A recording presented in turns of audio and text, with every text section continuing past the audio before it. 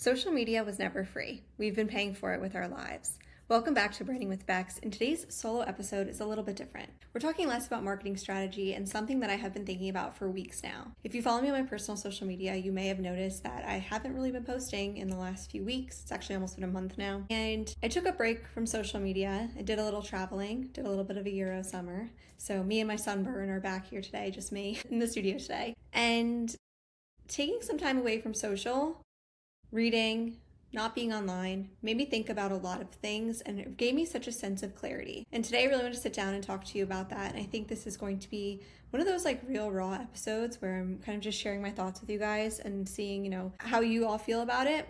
I feel like we've been talking about it and kind of tiptoeing around it this year.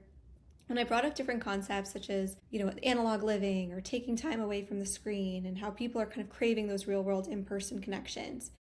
And I've realized that when you take a step back, the more you zoom out, you realize how technology, social media, smartphones, how it's really all consuming and how so much of our precious lives are spent in the scroll. So if you're someone that maybe is triggered or doesn't really want to understand more about the addictive tendencies of social media, or if you're someone who's thinking I don't want to even know about it, I'd rather just turn an eye and do my thing, this episode probably isn't for you. But if you're someone that's interested in kind of diving into social media a little bit more and kind of taking that step back and thinking about, okay, what do I want to do moving forward? Is this really where I want to allocate my time? And also hear a little bit more about the behind the scenes when it comes to social media, why these apps are so addicting, why they were designed this way.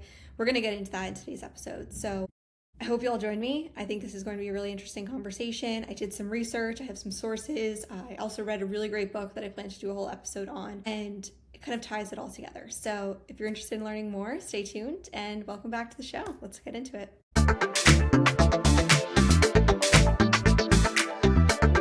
Okay, so I recently took some time away from social media. I was traveling and then I realized that my weekend social media detoxes were something that I craved during the week. You guys know that starting this year, I started doing these weekend social media detoxes, which were really great because it got me away from my phone on weekends. It gave me that sense of clarity for a few days where I wasn't in the scroll. I wasn't thinking about what content I was going to post. I wasn't engaging with other people's content. I was just living and being present, right? So I really loved those weekends because it gave me that sense of freedom in a way where I was able to create what I wanted to create, take pictures of what I wanted to. I didn't feel the pressure to capture everything. And as those weekends kind of went on throughout the year, I realized July is kind of halfway through the year, right? So I realized, wow, I actually am really enjoying these weekends, and now I kind of want to go longer. I just didn't really feel the pull to post anymore. I didn't feel the pull to share more, to do all this. So the checking notifications, opening analytics, wondering how a reel was performing, all of that wasn't really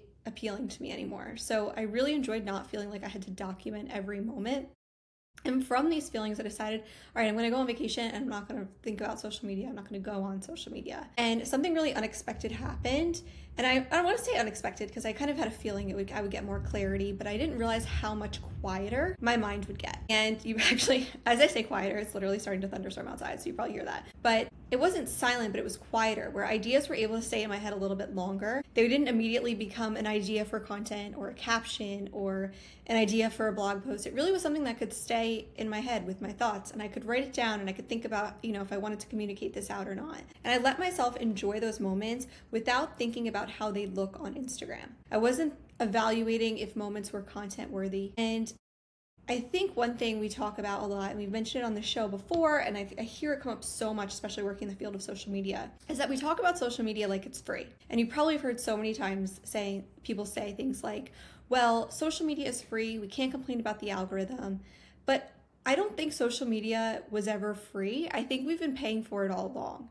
And I'm not talking about complaining about the algorithm where, a post didn't get a vanity metric that you liked. I'm talking about how we've been paying for it with our lives. So when I say we've been paying for social media, I don't mean financially, I mean with our hours, our attention, our presence, our lives, and all of these moments that gets absorbed into the scroll and into social media. Those tiny little moments eventually can become years if you don't look up from your screen and you don't monitor your screen time.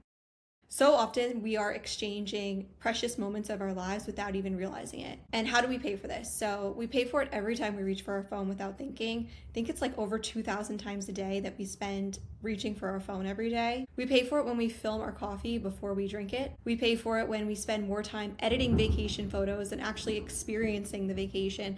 I have not done one post on my vacation.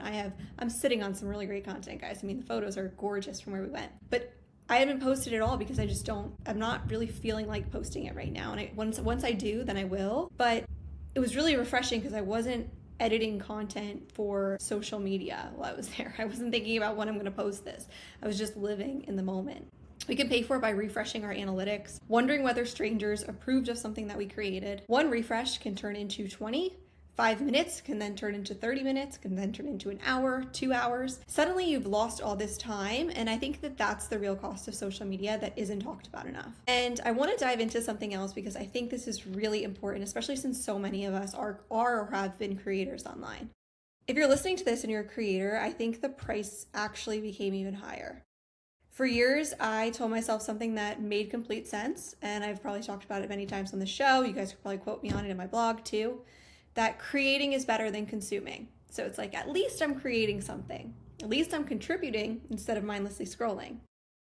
The more I think about that, while yes, sure, creating is more important than endlessly consuming, I've started to question what exactly are we spending so much time creating? Because somewhere, somehow, creating stopped feeling like expression and it started to feel like performance. So instead of having a thought or a hobby or a creative idea, we had to immediately wonder if and how it should become a reel or if and how we need to present it to the world. Instead of enjoying an afternoon, we're wondering what pictures we should take. Instead of watching a sunset, we're thinking about camera angles. So those beautiful moments weren't just beautiful moments anymore. It then became content creation opportunities, and it became, how can other people engage and like with this content that I want to share? How can I come up with a hook or, get people to engage in it? And it's a really strange way to kind of experience your own life as a creator.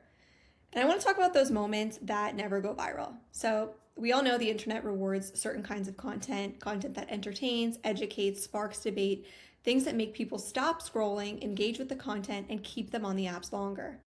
But what those moments are different than the quiet moments. So the photo that you took because you loved the sunset, the dinner that was really awesome because of the conversation, not because of the aesthetic flat lay of the dinner table. The memory that means something only to the people that were there and that get the inside joke. Those moments rarely go viral. And yet, aren't those the moments that actually make up like more of a meaningful life? So I often wonder how many experiences we've kind of interrupted because we felt responsible for documenting them. This is a hard part to digest, and I think for a lot of people that work in marketing, this may be something that is hard to hear because we spend so much time getting people to engage with content. If you're a business owner, you're trying to get people to keep them on your content and to engage with it. But the feed was never designed for you to leave. So the uncomfortable part is that if you are a consumer or if you are someone that is producing content, this isn't happening by accident. So these platforms are built to keep us there. Infinite scrolling, push notifications, autoplay, endless recommendations, everything is designed to remove the stopping points. And I think when you think about it too, back in the day when social media first started, it was you could reach the end of your feed. At one point, you could have seen all of your friends' posts, and it was kind of like a reminder to get off the app and to live in the real world. But now, when you start to learn about the psychology behind everything, it actually became really fascinating. Many of the same psychological principles used in gambling products are now built into social media. If you guys remember, I had Eli Singer on my show recently, and one thing we really talked about was detoxing from the digital world and how these apps were designed to keep you hooked onto them, just like similarly to a gambling terminal. So you have things like variable rewards, unpredictability, the feeling that maybe that next refresh is going to bring something exciting. So did you know that pulling down to refresh your feed actually mimics pulling the lever on a slot machine? So you swipe and then maybe you'll get something rewarding. Maybe you'll see a post that you love, maybe someone liked your content, maybe there's a new comment, or maybe there's nothing. But that unpredictability is what keeps people coming back. Cultural anthropologist Natasha Dow Scholl has spent years studying gambling machines, and she found that features like endlessness, speed, near misses, and constant rewards keep people engaged for far longer than they intend. And does that sound familiar to you and to social media? because the same design principles now exist inside of the apps that many of us spend hours on every single day. Attention, and Gary Vee will say this, there's a battleground for attention because attention has become one of the most valuable resources in the world. The longer we stay, the more energy we give to these apps, the more profitable we become for them. So while you're thinking the app is free for me to use, why do you think they call you a user of the social media app? Because you are the product. You're what they're trying to get to spend your time on. And when you think about this strange world that we've created, there's something it's really hard to ignore. And it's something that it's kind of hard for me to stop thinking about too. People you haven't spoken to in 15, 20 years now know where you just went on vacation. They know what your kitchen looks like. They know what coffee you drink. They know where you go for a walk. Sometimes strangers know more and care more about daily life than people that you've met in real life. We've been more connected through the digital space than any generation before us, but yet loneliness is continuing to rise. So how can both of these things be true? And maybe it's because the connection and visibility aren't the same thing. So being seen isn't always the same as being known. I think it's a little weird to think about people that you don't actually know or communicate with getting updates on your life. I'm guilty of sharing a lot of my personal life online. When you take a step back and think about it, and I've talked about more moves, less announcements, protecting yourself in the process, I think that's so important because not everybody should have access to every single thing that's going on in your life. If you feel like you want everybody to know an update or an announcement, by all means, but I've been finding it really strange, I don't know if that's the right word, when I'm going on apps like LinkedIn or I'm going on, Instagram and I'm seeing like updates from people's lives that I don't know. Or I see someone's LinkedIn update about, everybody's thrilled to announce on LinkedIn, let's be honest. We're thrilled about whatever it is, some, tech bro jargon. And then you're giving away so much of the personal updates in your life that were kept off to those previously who were actually involved in your life. So people that were reaching out about what's going on in your life, friends, family, people that you see on a sort of pretty frequent basis, or even people that you catch up with. Now it's like everybody knows what's going on in your life. And I think that's for some people, it may be why you feel a little bit more disconnected because you're seen, you're visible, you're posting what you want people to see, but you're not getting that sense of connection.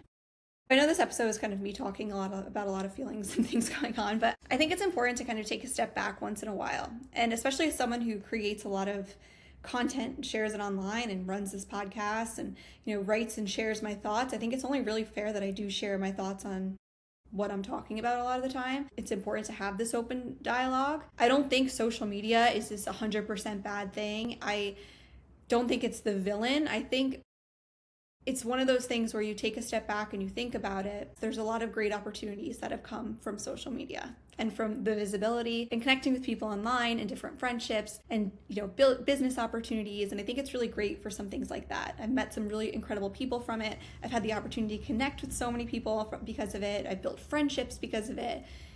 I've met people I probably never would have otherwise met unless I met them through social media. And I'm really grateful for that, because I do enjoy branding, I do enjoy creating. For this episode, one of my goals is just that awareness piece. I wrote a whole blog post about this on my website if you're interested in checking it out. And I think maybe we've never really stopped to calculate what social media is actually costing us.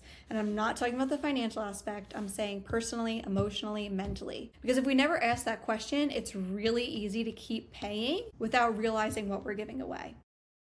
As we wrap up this episode, I want to leave you with this thought, and that's about looking up again. So taking some time away from social media reminded me of something incredibly simple, but I think we need the reminder more often, that life feels fuller when you're looking around instead of looking down. The conversations are better, the walks are slower, the ideas come more naturally. Moments can last longer because they aren't interrupted by the pressure to share them. So maybe the goal isn't deleting every app, but maybe it's simply making sure that our real life is bigger than our online one. That we're making memories that don't all need to become posts, that we're keeping things to ourselves, that we're having conversations that never need to become content, that we're watching sunsets that maybe nobody else gets the opportunity to see except for your family group chat. And not everything meaningful needs an audience. Some moments are simply enough because you experience them in your real life. So I just want to leave you with this reminder today to look up a little more often. Your life is happening while you're busy documenting it, and I really hope that we don't miss too much of it. So thank you so much for tuning into today's episode of Branding with Bex. If this resonated with you, I'd appreciate it if you shared it with someone who's maybe been feeling the same way or teetering on a social media detox themselves. And if you personally enjoyed this conversation, be sure to follow the podcast so you never miss a future episode episode. There's going to be a lot more solo episodes sprinkled in. I have so many awesome guests for the season, but I want to add in some more of these like thoughts and real talks with you guys because I think it's really fun and important. And until next time, keep building a brand that's rooted in who you are,